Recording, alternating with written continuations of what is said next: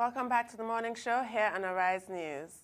Nigeria finally withdrew her participation from the World Economic Forum on Africa going on in South Africa because of the ongoing xenophobic attacks in that country.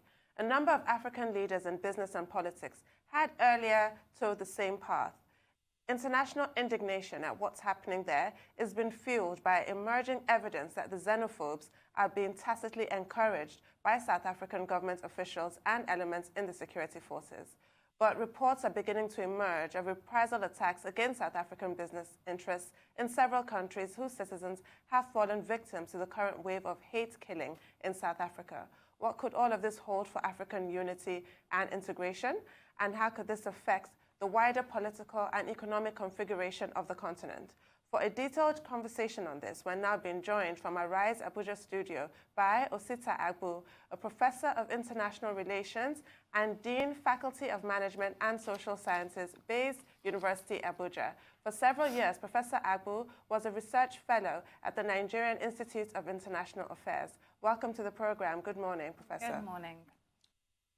Morning, Professor Agbu. Good morning. Good to have you on the morning show. Hello? Thank you.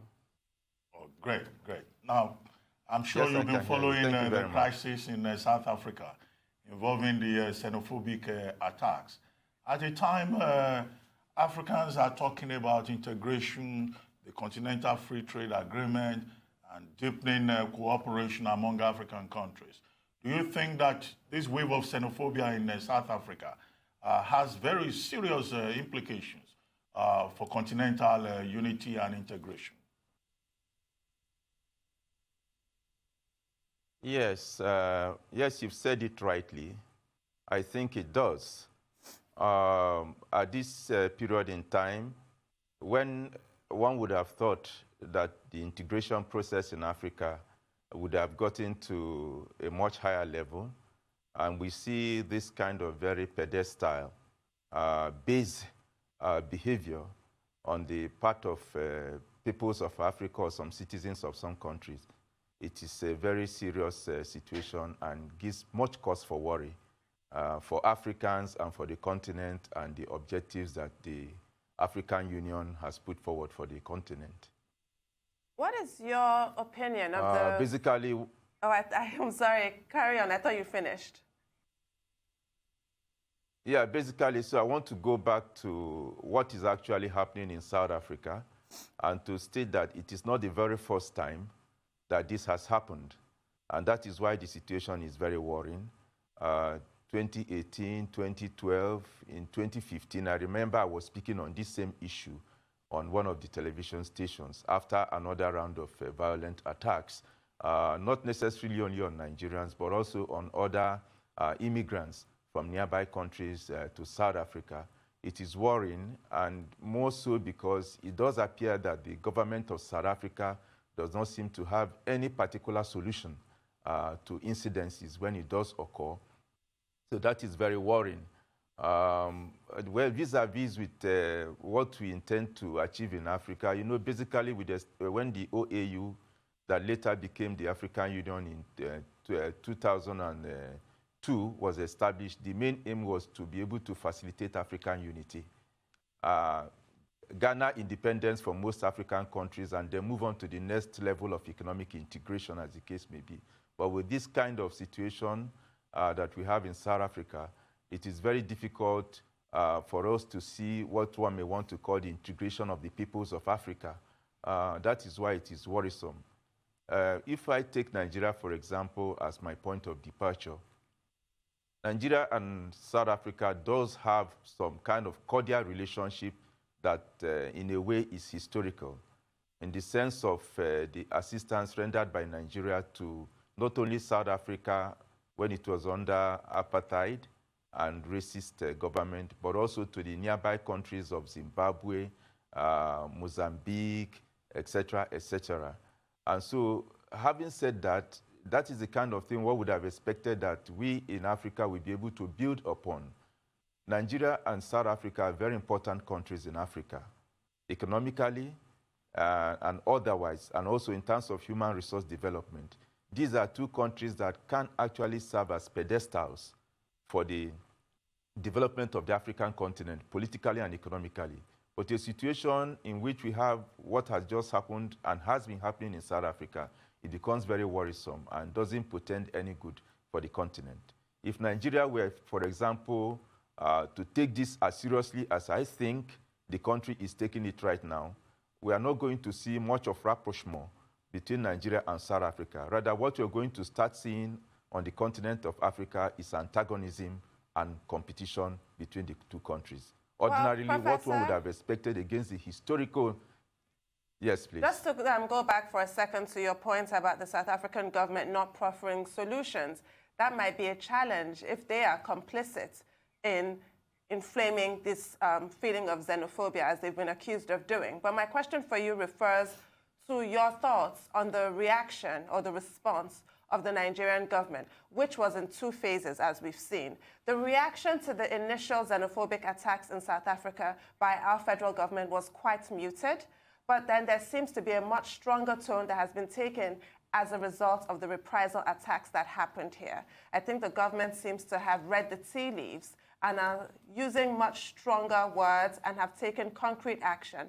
What are your thoughts on all of these developments?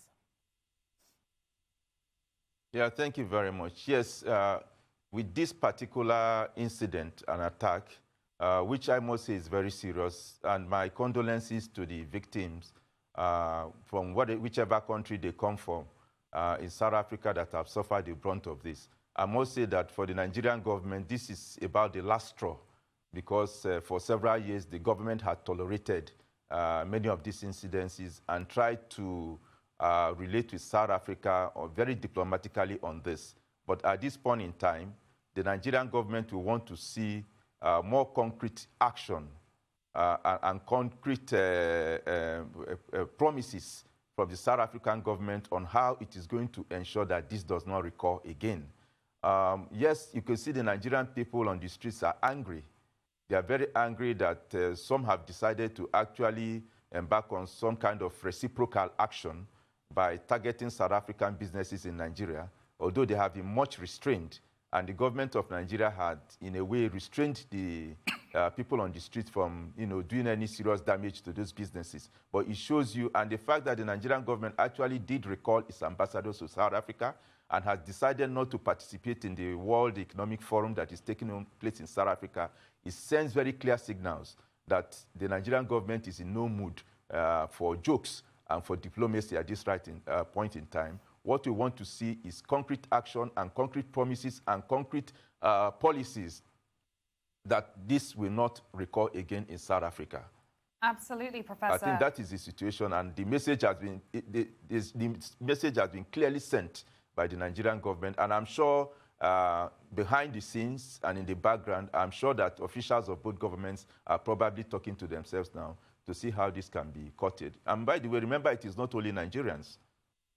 You have others, you have Zimbabweans, you have Mozambicans, you have Tanzanians all over in South Africa. And South Africa is supposed to be the rainbow nation that is supposed to accommodate a multifarious amount of peoples, and they are unable to tolerate other peoples in their country. It gives very serious thought for South Africa, its relations, its foreign policy, and the integration of Africa as a continent. Okay, Professor, I'd like to bring in a viewpoint here and see what you think about this perspective. Could this by any means be a seriously systemic problem? I mean, the two largest power horses in Africa, these are xenophobic attacks that have been going on since 1994.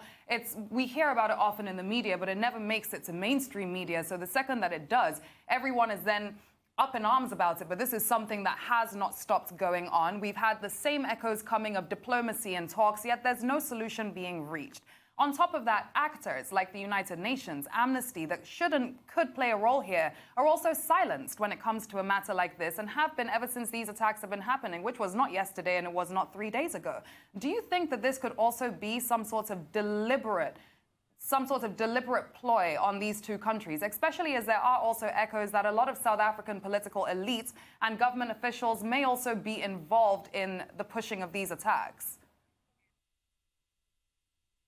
Thank you very much for your thoughts on it. Yes, I have thought much about what you have just said. Like I did say, Nigeria and some other countries in Africa played very important role to ensure that South Africa came out of racism and the peoples integrated with themselves. It is also possible that some countries around the world were not particularly happy about the role that Nigeria played. And so when Nigeria have problems like this, or the blacks in South Africa have problems like this, their tendency is just to fold their hands and watch and not do anything.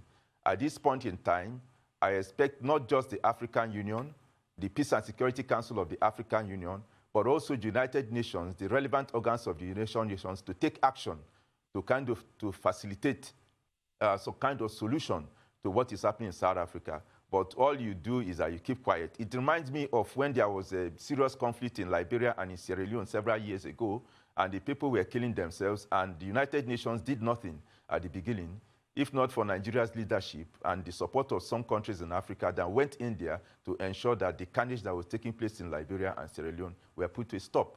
It's the kind of feeling that I'm having with what is going on perennially in South Africa with respect to the xenophobic attacks. Now, let me please take you back that what is happening is also a little bit psychological against the backdrop of what the peoples of South Africa had suffered under apartheid, as the case may be, and the role that Nigeria played. You could see that the Nigerian leadership that spanned several leaderships, they had very good relations with the leadership of the various movements, liberation movements you had in South Africa, the ANC, the Pan-African Congress, etc., to the extent that many of them were actually in exile in Nigeria, and their students schooled in Nigeria, etc., etc. And these are the people who are probably now in power in South Africa. So at the level of the leadership in South Africa, there is some understanding and there is some rapport between South African leaders and Nigerians. So when these issues do occur, they talk to themselves and they try to find solutions. But for the average South African on the streets in South Africa, who probably do not have jobs, because I understand the unemployment rate is pretty high in South Africa, and they see foreigners doing one kind of business or the other, and they don't really understand the very, very serious... Professor, please hold your thoughts for a second, sir. We're going to go on a very quick commercial break, and as soon as we're back, you can continue with your line of thought. Stay with us. Welcome back to the morning show here on Arise News. Still with us in our Abuja studio is Professor Osita Agbu, Professor of International Relations and Dean Faculty of Management and Social Sciences, Bayes University, Abuja. Professor Agbu, I like the point you were making about the psychological dimension to this problem. And you raised the issue of unemployment. Unemployment is about 28% in South Africa, the highest figure in the last decade. And then, of course, there is the challenge of poverty, and then there's the issue of failed expectations. I guess because of this, some people have said the South African government will need to deal with these issues to address this challenge of xenophobia. But that will be long term. But in the meantime, what kind of cooperation should exist between the Nigerian government and the South African government, particularly to deal with the Nigerian side of it? Nigerians are accused of taking businesses. They are accused of being involved in drug cartels in South Africa.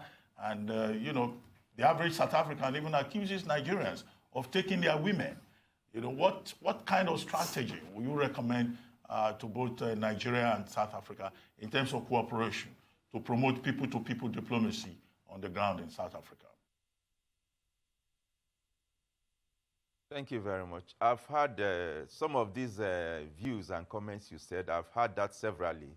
And upon some of my visits to South Africa, when I spoke to South Africans, some of them had expressed the same views, although quite a number of them do not really believe in all that. There's quite a lot of speculations. Yes, people-to-people relationship needs to be really enhanced. As I was trying to say on the psychological part of it, probably some of the South Africans that were born after 1994, when she became independent, as I used to say, do not quite understand the necessity to appreciate some of the efforts that were made by other peoples to ensure that they have the freedom that they're enjoying today. And so to deny such people the kind of freedom, that same freedom which they have been given or assisted to get, is really very sad. But like you said, we should find solutions, both short-term solutions and long-term solutions. In the short term, a lot of enlightenment citizen education needs to be done on the part of South Africa and the South African government. The history of South Africa and its relationship with Nigeria needs to be told South African citizens. It needs to be written down in books. It needs to enter the curricula of the educational institution in South Africa so that from a very young age they can begin to appreciate the necessity to live with other people harmoniously after apartheid. Apartheid probably did a lot of psychological damage to South Africans. But instead of trying to overcome that in a way that is not harmful to other people, what has happened in what we call from psychological theory is simply frustration-aggression, frustration-aggression theory. The frustrations experienced with apartheid, the frustrations experienced with the economy that is not doing very well, and the inability of many of them to get the kind of jobs that they want, and the crime level, because South Africa is also reputed to be one of the countries with the highest statistics of crime in Africa. Not necessarily because there are Nigerians in South Africa, as the case may be. So with all these problems, the tendency, which is human in a way, is for you to transmit or transfer this particular aggression to other peoples around you that are not of your stock. So a lot of enlightenment needs to be done in terms of citizen education, right from the schools in South Africa, for them to begin to appreciate the need to be able to live harmoniously with other people. But having said that, the Nigerian government, through its High Commission, should also have a way to be able to keep a tab on Nigerians that are in any country, not necessarily in South Africa, to be able to have more humane disposition to the people, to the Nigerian citizens, especially those in South Africa, because we saw pictures of Nigerians trying to come to the High Commission, maybe to lay some complaints or maybe as a safe haven, and we saw that the gates were locked, and we saw that the Nigerians tried to break down the gate to climb it. So there is also something wrong in the kind of relationship that the High Commission has with the Nigerians who are in South Africa. So on the part of Nigeria, they need to do a lot to be able to keep a tab on Nigerians, to be able to educate them, to be able to carry them along on how they should behave when they are in other people's country. Not that they do not know these things, but it's just that somehow more measures need to be taken to ensure that those who engage in criminality, there's a way that the government of Nigeria and the High Commission should be able to know, keep a tab on these people and call them to order. So in the short term, a lot of enlightenment on both sides. In the long term, of course, it's like you rightly said, the issue of making sure that measures are put in place to ensure that these things do not happen again. But for now, the disposition of the Nigerian government is the South African government to make sure that what is going on currently stops, and that in the very near future that this does not recur again. So a lot of engagement, a lot of cooperation needs to be kind of facilitated between the South African government and the Nigerian government. Enough of diplomacy, of trying to protect my turf, or trying to prove that this person is the Nigerians that are causing it. We know that it's not Nigerians that are causing all the problems in South Africa. Indeed, and Nigerians Prof. are not the only criminals in South Africa. There are Indeed. Yes, let it not be suggested that South Africans are purer than driven snow and we are the corruptors of humankind. But thank you for bringing it home, because as you were talking about the gaping holes in the South African education system, which haven't really been reformed since apartheid, which was deliberately to keep the black South African population in perpetual servitude and in weakness. I also think of our situation in Nigeria with 14 million children out of school. A whole generation does not know the history of this country unless they were privileged to attend a good private school. History was taken off of our curriculums. And I'm wondering of the kind of danger that we are in, because those who do not know their history are doomed to repeat it. I want you to comment on that. And also the government's approach to the reprisal attack, since we're now talking about the Nigerian problem. Scores of arrests have been made. Those who were looting and causing all kinds of mayhem have been arrested as a result of this reciprocity that we witnessed in Nigeria, so that we don't lose the moral high ground. But there's an underlying menace here. There's a feeling of simmering anger amongst a lot of the population, which could also be misdirected in the way that we're witnessing in South Africa. What are your thoughts on all of this? Yes, you have your finger right on it. So the potentials are there from the Nigerian side that if not carefully watched and curtailed, that what is happening in South Africa may begin to happen in Nigeria. Yes, quite a significant number of children that are out of school in Nigeria, between, like you said, about 14 million probably, between 10 and 14 million, as put forward by the United Nations. And so there's a need for the Nigerian government to take this seriously. I know some states are doing better than other states. So other states need to wake up and ensure that children who are out of school are put in school, because exposure and education is very necessary for you to be able to have the kind of society that is enlightened, as the case may be. And then also, yes, the issue of history being taken out of the curriculum, and many people have spoken against it. And of course, we know that it is something, it's a very bad policy, and that policy should be reversed as far as I'm concerned, for people to understand the history of their country, who they are, where they are coming from, so that we know where we'll head to. So you were right on the point. So having said that, the other issue is I don't like to use the word reprisal, because it's probably like more like a kind of reciprocal action by the ordinary citizens who somehow feel that the Nigerian government has not been doing enough to protect Nigerians in South Africa and other parts of the world. Basically, they are calling on their government to do more than they have been doing. And so with this incident that happened in South Africa, some civil society groups, I want to say, probably organized and went to businesses they feel or thought were South African, mainly South African businesses, to disrupt, not necessarily to destroy, but to disrupt business and to also vent their anger in a symbolic manner to let the South African government know that they are not happy at all with what is happening in South Africa.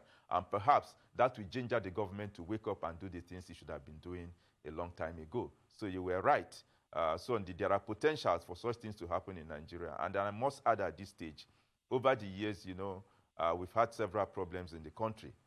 And you know what has been happening in the country in the past couple of years, and the level of insecurity that exists in the country, which from all intents and purposes, the government of Nigeria cannot say that it has been able to resolve. And the world, as they say, is a global village, even though I don't like using that word. But the point is that what you think is local is now global. Nothing is hidden in the world again. So the whole world is also seeing what is going on in Nigeria and how life is so insecure in Nigeria. Probably some people outside the country now think that that has given them a license to attack Nigerians, to imprison Nigerians, to label Nigerians with terms of opprobrium all over the world, from Americas to Southern Africa, and feel that they can do anything to Nigerians and get away with it because they see the level of insecurity in the country. Basically, the point I'm trying to make is that the Nigerian government will also have to take control of what is happening in the country and ensure that there is security and welfare for the peoples of Nigeria. That is the primary purpose of any government. Absolutely, Professor. That's something that cannot be argued with whatsoever. I'd like to give you a hypothetical situation. Let's say you are the president of South Africa, Cyril Ramaphosa, and right now you have 4 countries on the continent having boycotted the World Economic Forum, and you're getting the global call to action that you're seeing over the xenophobic attacks in your country. At this stage, how would you respond to the situation at hand? This is a time, if I were the president of South Africa, this is a time for me to be very visible.